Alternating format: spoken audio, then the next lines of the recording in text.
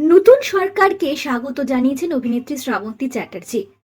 আপনাদের সবাইকে স্বাগত সিনে গসিপে। নির্বাচনের ফলাফল বেরোনোর পরই অভিনেত্রীর চোখের সামনে ফুটে উঠেছিল অভয়ের মার মুখটা। তৃণমূলের প্রচারে গিয়েছিলেন, শিল্পী হিসেবে আমাদের উপর অনেক চাপ থাকে, উল্লেখ করলেন অভিনেত্রী তার কথায়। জনপ্রিয় অভিনেত্রী শ্রাবন্তী চ্যাটার্জি পালাবদল নিয়ে মুখ খুললেন এই প্রথমবার। একটি জনপ্রিয় সংবাদ মাধ্যমে প্রকাশিত খবর অনুযায়ী অভিনেত্রী শ্রাবন্তীকে জিজ্ঞেস করা হয় পালাবদলের খবর পেয়ে প্রথমে কি মনে হয়েছিল।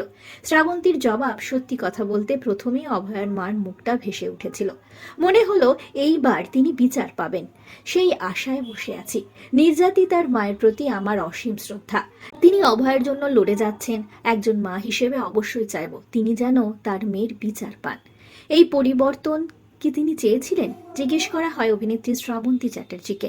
অভিনেত্রীর জবাব, আসলে জনতাই জনার্দন। সত্যি যদি এই বাংলার জন্য ভালো কিছু হতে পারে তাহলে কেন চাইবো না পরিবর্তন। যারা চাকরি পাচ্ছেন না তারা যদি চাকরি পান ভালো তো।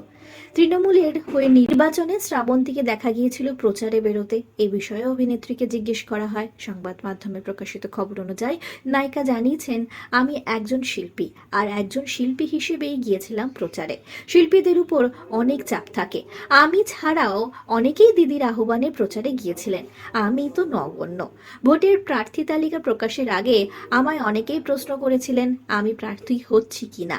আমি তো দলে যোগ দিইনি, কারণ আমি জানি আমি হব না। বিজেপি দলের ফের ইচ্ছে রয়েছে ফেরার, শ্রাবন্তীকে জিজ্ঞেস করা হয় সাক্ষাৎকারে। অভিনেত্রী স্পষ্ট জানিয়েছেন, আমি মনে করি রাজনীতি আমার জায়গা নয়। আমি যখন প্রার্থী হয়েছিলাম তখন হয়তো একজন অভিনেত্রীকে রাজনৈতিক ব্যক্তিত্ব হিসেবে মেনে নিতে অসুবিধা হয়েছিল মানুষের। এখন আমি অভিনেত্রী হিসেবেই ভালো আছি। আজকে এত কুৎসা হচ্ছে, শিল্পীদের নিয়ে এত কথা, এত ট্রোলিং চলছে, কি বলবো, শিল্পীরা কিভাবে চলেন। এসব বলার আগে সাধারণ মানুষ কি একবারও ভাবেন আমাদের উপরেও তো চাপ থাকে। 2021-এর বিধানসভা নির্বাচনে বিজেপির হয়ে বেহালা পশ্চিম থেকে লড়েছিলেন শ্রাবন্তী চ্যাটার্জি।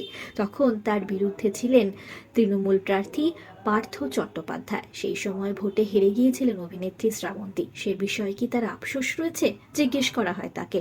অভিনেত্রী জানিয়েছেন, বেহালা পশ্চিম আমার পাড়া, আমার স্কুল, আমার বেড়ে ওঠা সবই ওই জায়গায়, তাই সেই জায়গাটা পেয়েছিলাম বলে খুশি হয়েছিলাম। মানুষ আমায় গ্রহণ করেনি, জনগণের রায় সেই হার আমি মাথা পেতে নিয়েছিলাম। কিন্তু তার কিছুদিনের পরেই যখন আমার বিরোধী প্রার্থীর বাড়ি থেকে টাকা উদ্ধার হলো, তার দুর্নীতি সব সামনে এলো, তখন খুব আফসোস হয়েছিল। মনে হয়েছিল মানুষ যদি আমায় একটু বিশ্বাস করতেন তাহলে আমি ভালো কাজ করতে পারতাম। কিন্তু যখন হেরে গেলাম তখন আমি বুঝেছিলাম রাজনীতি আমার জন্য নয়। এই হারের পরে বিজেপির কোনো কর্মসূচিতে দেখা যায়নি অভিনেত্রী শ্রাবন্তীকে। এ বিষয়ে অভিনেত্রী জানান, আমার ব্যক্তিগত মত, সেই বছর যেহেতু আমি দলে ছিলাম মনে হয়েছিল যে হয়তো বাংলাকে আরও একটু বোঝার প্রয়োজন বিজেপির। এখন তারা বাংলাকে বুঝেছে, জেনে নিয়েছে, তাই হয়তো এত মানুষ তাদের নির্বাচন করেছেন।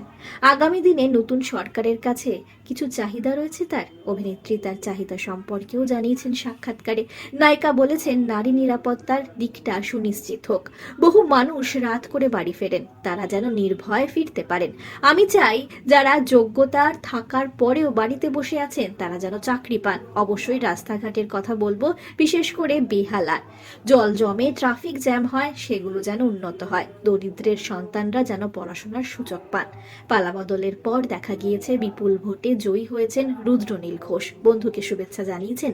শ্রাবন্তী জানিয়েছেন, রুডি মানে রুদ্রনীল ঘোষের সঙ্গে আমার একেবারে ছোট থেকে সম্পর্ক, তাকে আমি শুভেচ্ছা জানিয়েছি। আর ইন্ডাস্ট্রির কারোর সঙ্গে সেভাবে কথা হয়নি, তবে অবশ্যই ইন্ডাস্ট্রির মানুষ হিসেবে চাই আর কোনোদিনও কোনো শিল্পীকে যেন ব্যান্ড হতে না হয়। শিল্পীদের ব্রেড অ্যান্ড বাটার তো কাজই, গ্রুপিজম, লবি এগুলোর বাইরে এসে যেন যোগ্যরা কাজ পান। ইন্ডাস্ট্রিতে যেন সকলে প্রাণ খুলে কাজ করতে পারেন। আমরা হলাম সিনে গসিপ। জুড়ে থাকুন আমাদের সঙ্গে, সাবস্ক্রাইব করুন আমাদের এই ইউটিউব চ্যানেলটি।